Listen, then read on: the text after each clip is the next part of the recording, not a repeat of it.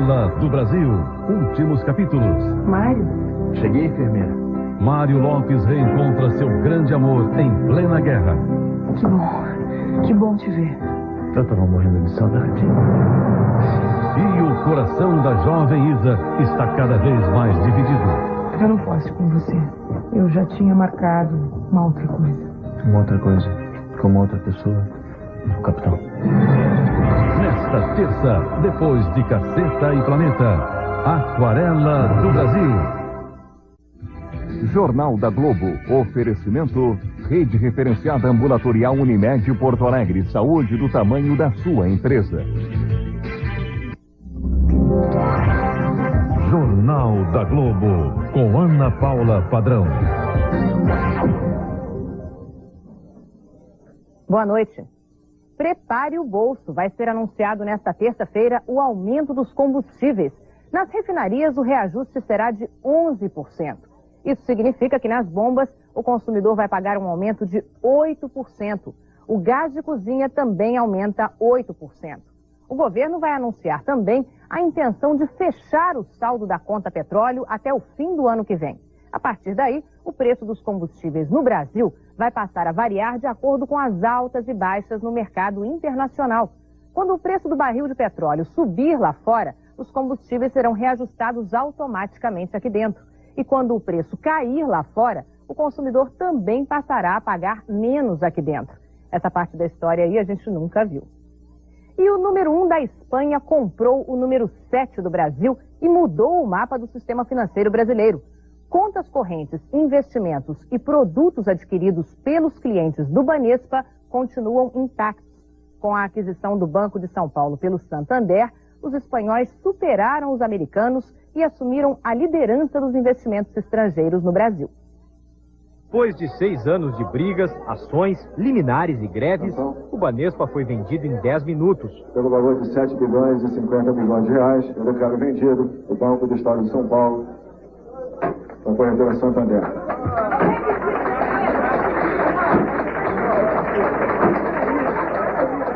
Foi o lance do Santander, 281% a mais do que o preço mínimo e bem distante das ofertas do Unibanco e do Bradesco. A habitual entrevista coletiva após o leilão foi um pouco mais demorada e também surpreendente. Talvez tenham desperdiçado dinheiro em relação a... Estamos muy contentos de haber pagado este precio, independientemente de que os outros competidores hayan pagado um preço mais baixo. Do outro lado do oceano, os investidores não concordaram com o lance bilionário do Santander. As ações do banco na Espanha caíram quase 7%. No Brasil, os executivos da instituição não pareciam preocupados. O presidente do Santander tomou posse do prédio central do Banespa em São Paulo horas depois do pregão. Disse que não está nos planos o fechamento de agências, nem a redução de investimentos no interior. Mas ele não descartou a demissão de funcionários. Eu creio que haverá movimentos nessa área, mas não temos planos específicos neste momento. Acabamos de comprar o banco hoje. Esta é nossa primeira tarde neste prédio. E todavía não temos algo concreto ali. Há 5 anos, a Espanha ocupava apenas a 20ª colocação no ranking de investimentos estrangeiros diretos do Brasil. A arrancada foi a partir de privatizações em setores como telecomunicações e energia. E agora, com a compra do Banespa pelo Santander, os espanhóis ultrapassaram os americanos e, neste ano, são os principais investidores no país. As áreas preferidas pelos espanhóis são alta tecnologia em comunicação, 38% dos investimentos, setor financeiro, 22%, energia, 20%. Desde 98, nenhuma empresa estrangeira investiu tanto no Brasil como a espanhola que comprou a estatal paulista de telefonia, mais de 20 bilhões de dólares. São investimentos de um compromisso com o futuro da economia do país. Para o secretário-geral da Câmara de Comércio da Espanha no Brasil, a estabilidade econômica e democrática do país é o maior atrativo para os espanhóis. É um país bastante estável, uma democracia consolidada. Então, eu acho que o espanhol se sente confortável. Muitos deles falam que se sentem como em casa vindo para o Brasil. Para o presidente do Banco Central, os espanhóis são bem-vindos. E eu acho que é um exemplo para todos, ter a coragem de acreditar e se colocar com um compromisso relevante como esse que nós vimos hoje. O que ninguém no mercado entendeu ainda é por que o espanhol Santander pagou um ágio tão alto no leilão. Afinal, os concorrentes brasileiros demonstravam desde sexta-feira passada que não estavam com tanto apetite assim. O Banco Itaú nem participou do leilão. Alegou em nota oficial que queria preservar as ações do banco. Segundo a nota, um estudo concluiu que a aquisição do Banespa derrubaria por vários anos o lucro nas ações do Itaú e o valor de mercado do banco. Cada um dos concorrentes hoje no leilão tinha vários envelopes com lances diferentes. Se o Itaú tivesse participado, o Bradesco, para não perder o primeiro lugar no ranking dos bancos, poderia ter feito um lance com ágio de 40% sobre o preço mínimo. E o Unibanco, que acabou perdendo o terceiro lugar no ranking, estava preparado para pagar ágio de 70% sobre o preço mínimo. Veja o que disse o diretor de investimentos do Unibanco. Não fomos nós que demos um lance baixo, foi o Santander que deu um lance muito alto. A venda do Banespa deu um novo fôlego ao mercado financeiro. O dólar caiu durante o leilão e fechou o dia cotado a R$ 1,91, queda de 2,6%. A Bolsa de São Paulo se recuperou, fechou em alta de 1,2%. O mercado brasileiro ignorou a queda nas bolsas americanas. O Dow Jones fechou em baixa de 1,6%. A queda do índice Nasdaq foi bem maior, 5%. Se você é empregado do Banespa, tem todo o direito de estar chateado, porque pode perder o emprego, já que há 21 mil empregados num banco que só precisa de 9 mil. Se você é um privilegiado que deve, mas não paga o banco, se você é um lobista que levava grana em empréstimos, pode ficar chateado. Agora, se você é apenas um brasileiro comum, saiba que acaba de se livrar de um grande bode preto, que o Banespa nunca foi do povo, sempre foi dos políticos, empresários e para uso privado dos governadores que deixaram um rombo de 20 bilhões de reais. Para tirar o Banespa do buraco, o governo gastou 30 bilhões de 95 até hoje. E quem pagou? Eu, você, nós dois. E ainda dizem que o Banespa é do povo. Em muito país do mundo, alguns políticos que quebraram esse banco estariam algemados. Mas nós somos um povo bom. A venda do Banespa foi um dos fatos mais importantes do Brasil moderno. Portanto, amigo, abra um champanhe ou talvez uma caipirinha. Saúde. Um exército particular protege cidadãos e o patrimônio privado nas grandes cidades. Em todo o Brasil, são 1.500 empresas de segurança que empregam mais de 500 mil de vigilantes. Esse batalhão de homens vestidos de terno e gravata mudou a paisagem dos centros urbanos. O repórter Caco Barcelos mostra o treinamento e o trabalho dos seguranças particulares de São Paulo. Nas áreas ricas da cidade, a calçada parece deles, dos homens de preto. Pela lei, eles devem ficar da porta para dentro. Poucos respeitam. A cada dia, são mais numerosos nas ruas. Um exército privado de 500 mil homens. Eu acho que é uma forma da gente se sentir pelo menos um pouco mais protegida numa cidade como essa que a gente vive. Terno escuro e gravata virou uniforme. É para disfarçar, ficar parecido com os clientes. Além de uma exigência legal, também é importante que você não contraste com o ambiente que você vai trabalhar. Os brutamontes, que usam armas ofensivas, estão com os dias contados. O tamanho é importante, mas o mais importante é a capacidade de pensamento e discernimento do seu trabalho. Eles cobram R$50 por hora para dar segurança pessoal. Sobram clientes. O Brasil está entre os 5 países do mundo de maior risco de morte para empresários e executivos.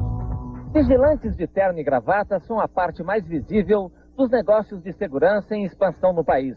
Somente este ano, os brasileiros gastaram com empresas particulares mais de 4 bilhões de reais para tentar se proteger da violência. O mercado do medo exige profissionais treinados para enfrentar ataques cinematográficos. Aqui ele simula uma reação à tentativa de sequestro de um executivo. A maioria dos instrutores desta empresa de São Paulo trocou o exército pelos bons salários da segurança privada. Muitos militares que saem das Forças Armadas acreditam que têm preparo para esse tipo de serviço, mas na verdade se enganam, executam o serviço na raça. No Centro de Formação de Vigilantes, nem todos vêm da área militar. Gláucia era professora do jardim de infância de uma escola pública. No começo foi, assim, uma curiosidade, né? Mas também, assim, tenho muito respeito e admiração pela área da segurança, né? Na cidade onde acontecem mais de 1000 assaltos por dia, a clandestinidade das empresas de segurança cresce na mesma proporção da violência. Já são 100 mil vigilantes ilegais em São Paulo. A maioria quer distância da câmera. Boa parte desses homens é PM fazendo bico nas horas de folga. Este especialista explica o motivo. É um envolvimento crescente de policiais da alta hierarquia das polícias que estão vendendo segurança a partir dos seus próprios gabinetes de trabalho. Nesta cena, a confirmação. Este homem é policial de uma unidade de elite da PM. Mas aqui, o trabalho de rua dele é seguir os passos de um empresário. O patrão é um freguês assíduo do serviço extra. Eu só trabalho com o pessoal da rota. Pessoal especializado. Também não adianta arrumar. Rota é segurança pública. Hein? Rota é segurança pública. Não. De bico, só fala. De bico, é coisa de bico. Assim, caras que trabalham comigo que são especializados. Porque também não adianta você contratar pessoas que não sabem trabalhar.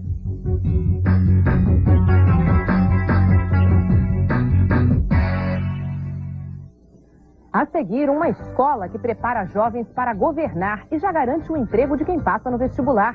O presidente do Peru se refugia no Japão. Fujimori abandonou o país depois da descoberta de que o principal colaborador dele tinha 60 milhões de dólares em contas secretas. Sabe por que eu tenho tic-tac sempre comigo? É simples. Um tic-tac me dá 2 horas de refrescância e apenas 2 calorias. Assim, eu tenho 2 horas do frescor de tic-tac e apenas 2 calorias. Não é demais?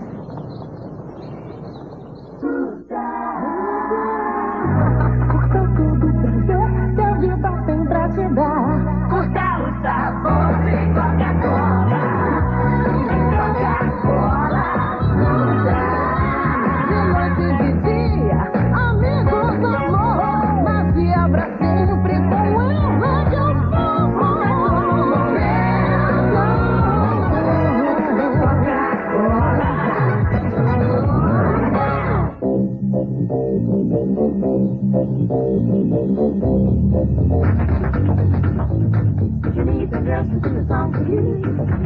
Design, esportividade, desempenho, estilo. O século não podia passar sem mais uma grande revolução.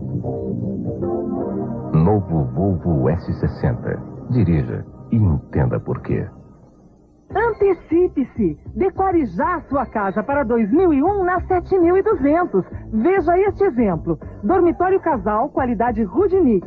Cama, 2 criados mudos, cômoda com 6 gavetas e roupeiro 6 portas com 6 gavetas internas. Em 10 vezes de R$ 135,90 sem juros e sem entrada.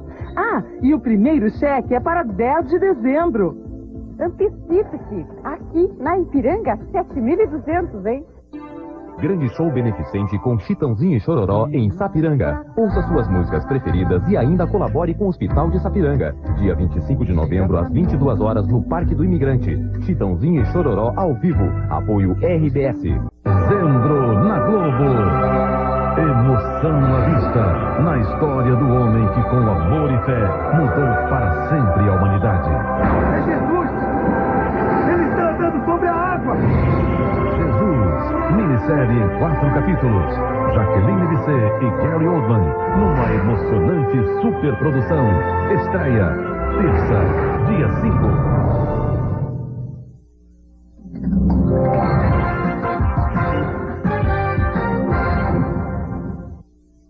Arrumar emprego depois de terminar a faculdade é sempre um problema. Mas os alunos do curso de Administração Pública da Escola de Governo em Minas não têm essa preocupação.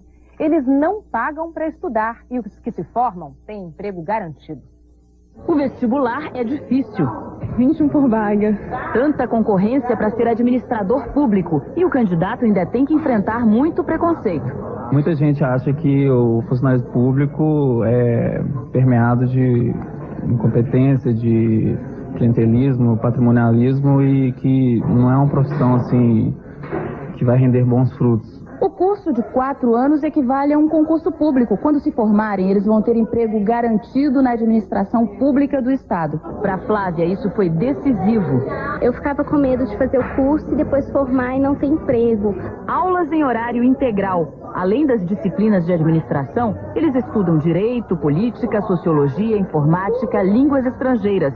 Os estudantes têm em média 20 anos. Hélida está no 3º ano. Quer trabalhar com planejamento. Aqui a gente tem um enfoque de tentar ampliar a prestação de serviços públicos, de que o Estado chegue mais à população. E numa Secretaria de Planejamento, como é o meu interesse, a gente poderia estar discutindo isso. César já está terminando o curso. Gostaria de ir para a Secretaria da Fazenda. Acho que a palavra de ordem é reduzir custos e aumentar a arrecadação. Eduardo se formou há 2 anos. Hoje é assessor de Relações Trabalhistas da Secretaria de Recursos Humanos. É um intermediário entre o funcionário público e o governo. O mais interessante em relação aos jovens que saem da escola de governo, que eu me incluo entre eles, é acreditar que é possível construir um Estado melhor. A Argentina suspira aliviada. Depois de 8 dias de negociações, o presidente Fernando de la Rúa conseguiu fechar um acordo com os governadores das províncias, que congela os gastos públicos pelos próximos 5 anos. 13 dos 14 governadores peronistas que fazem oposição a de la Rúa assinaram o acordo, mas incluíram uma cláusula que permite o aumento dos gastos sociais em situações de emergência. O governo argentino dependia desse acordo para conseguir um empréstimo do Fundo Monetário Internacional. O FMI considerou o acordo encorajador. Fujimori fugiu e renunciou como um covarde. Assim, o jornal peruano La República reagiu hoje à confirmação da renúncia do presidente Alberto Fujimori. Depois de 10 anos no poder e atolado em denúncias de corrupção, Fujimori mandou uma carta do Japão ao Congresso peruano. Na carta, redigida num hotel de luxo de Tóquio, Fujimori disse que tomou a decisão para evitar o suicídio do Peru. E agora há pouco, outra reviravolta. Ricardo Marques, o segundo vice-presidente, também renunciou.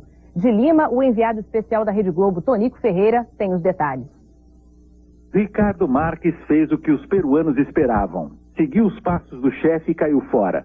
Marques não tem brilho, é tido como despreparado e, se virasse presidente, significaria manter o fujimorismo no poder.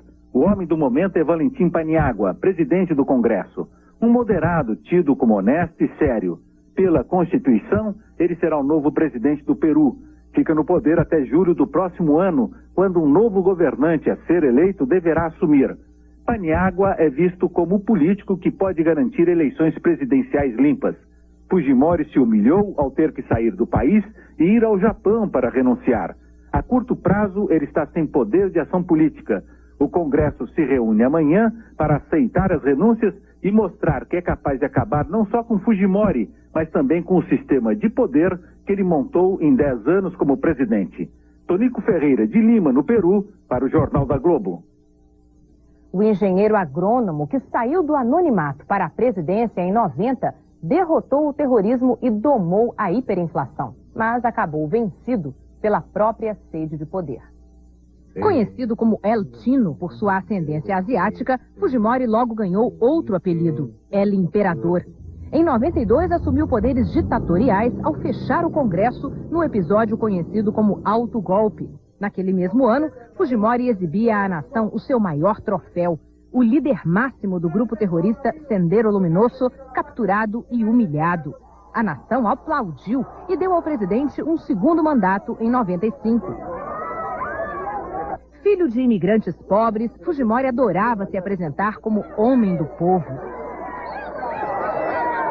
Não perdia uma chance de bancar o salvador da pátria, como na gigantesca operação de resgate de reféns na residência do embaixador do Japão, em Lima, em 97. Depois de de uma série de manobras no Congresso, Fujimori viabilizou a própria reeleição e, mesmo com a popularidade em baixa, chegou ao 3º mandato em julho deste ano, numa disputa marcada por denúncias de fraude. Em setembro, a bomba. O ex-braço direito do presidente, Vladimiro Montesinos, é flagrado subornando um deputado. O país mergulha numa crise sem precedentes. Fujimori abrevia o próprio mandato de 5 anos para 1 ano e anuncia a convocação de eleições antecipadas. A revelação de contas clandestinas de Montesinos na Suíça, com mais de 50 milhões de dólares, sela o destino do presidente peruano, acusado de ser sócio do desvio de dinheiro. A renúncia foi formalizada no Japão, terra dos pais de Fujimori. Uma carta e nenhuma palavra a mais. Como disse certa vez o próprio Fujimori, eu falo espanhol, mas meu silêncio é em japonês. E veja a seguir, o governo contrata advogados para tentar recuperar o dinheiro que o juiz Nicolau tirou do país. E os trabalhadores que saíram a pé de São Paulo já chegaram a Brasília para pressionar a aprovação do mínimo de R$ 180. A ANEEL é quem fiscaliza a qualidade da energia elétrica que chega na sua casa. E é a ANEEL quem garante seus direitos de consumidor. É seu direito ter 6 opções de data de vencimento da conta de luz. É seu direito ser avisado 15 dias antes sobre corte por falta de pagamento. Problemas de energia? Fale com sua concessionária. Não resolveu? Ligue para a ANEEL. ANEEL, cuidando da energia, defendendo seus direitos. Run, baby, run!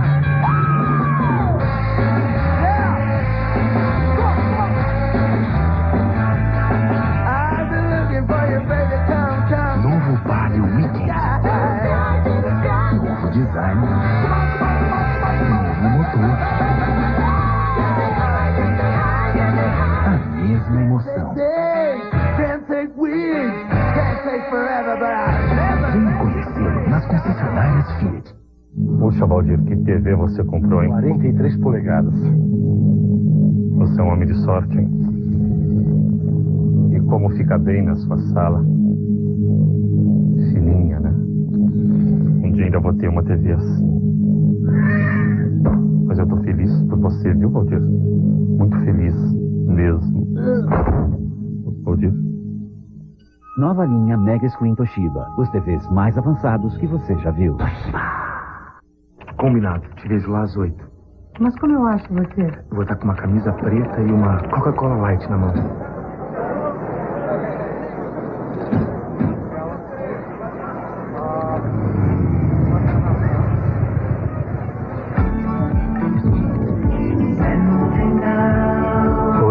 Oi?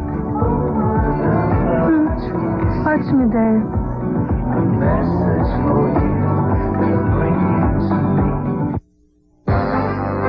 E ó, daqui a pouquinho, já tá chegando a hora, Marta Suplicy, também Supla, e Alexandre Feldman, que é especialista em enxaqueca. Tudo isso é daqui a pouquinho no programa do jogo.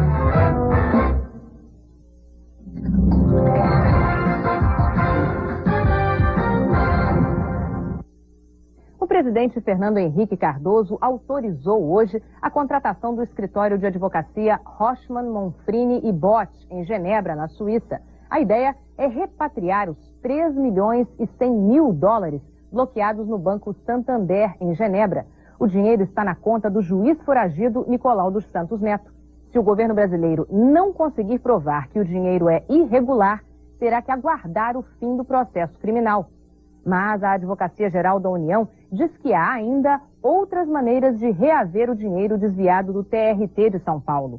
Uma delas é cobrar também do ex-senador Luiz Estevão os 169 milhões de reais desviados da obra do Fórum Trabalhista de São Paulo. O ex-senador, o ex-presidente do TRT, Délvio Bufolin, e 2 engenheiros envolvidos na construção são apontados como responsáveis solidários no desvio de verbas.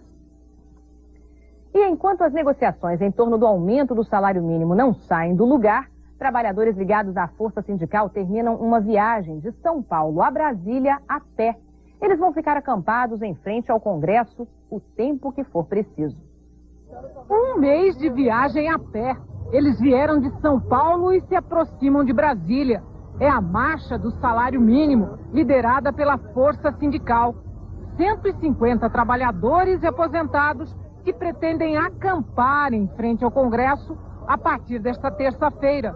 Quem caminhou 1.100 quilômetros pode ficar acampado durante o mês. Isso vai depender do governo dizer alguma coisa concreta. Eles querem o salário mínimo de R$ 180, o mesmo que o próprio Congresso. A diferença é que cabe aos deputados e senadores dizer de onde vai sair o dinheiro para cobrir o aumento. 3 bilhões e 800 milhões de reais. O presidente do Senado, Antônio Carlos Magalhães, acertou hoje com o relator do orçamento, Amir Lando. Votação do orçamento só depois que o Congresso garantir o mínimo de R$ 180. A maior aposta para conseguir o dinheiro é na tributação dos fundos de pensão.